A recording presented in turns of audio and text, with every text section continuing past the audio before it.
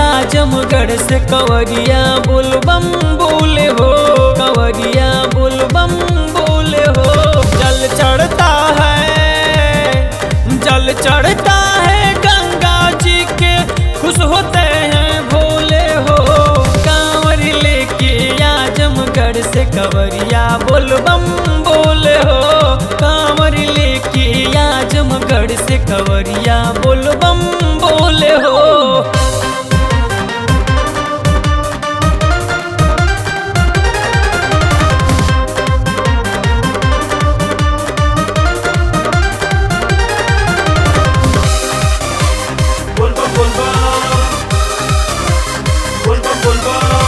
कांवर लेके नईकी भौजी जाली बाबा दुआरी, चूड़ी कंगन खन खन करे पेन्ह के गेरुआ साड़ी।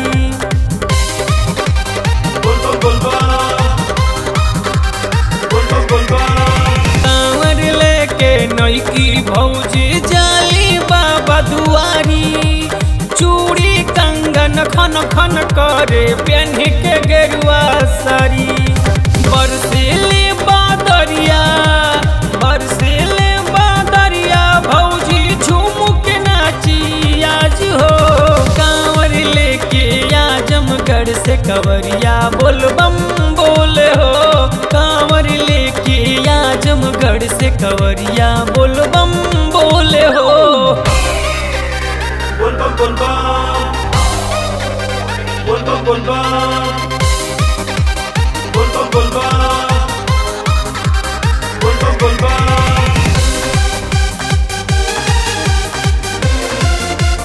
भोलेनाथ की जय।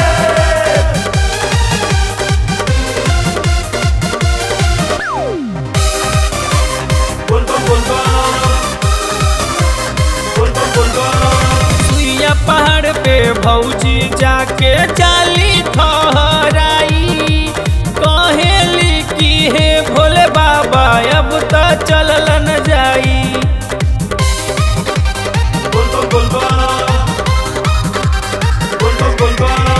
सुइया पहाड़ पे भौजी जाके जाली ठहराई, कहेली की हे भोले बाबा अब तो चलल न जाई।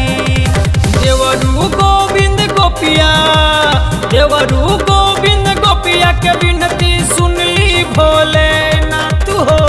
कांवर लेके आजमगढ़ से कंवरिया बोलबम बोले हो, कांवर लेके आजमगढ़ से कंवरिया बोलबम बोले हो। जल चढ़ता है गंगा जी के, खुश होते हैं भोले हो। कांवर लेके आजमगढ़ से कंवरिया बोलबम बोले हो, कांवर लेके आजमगढ़ से कंवरिया बोलबम बोले हो।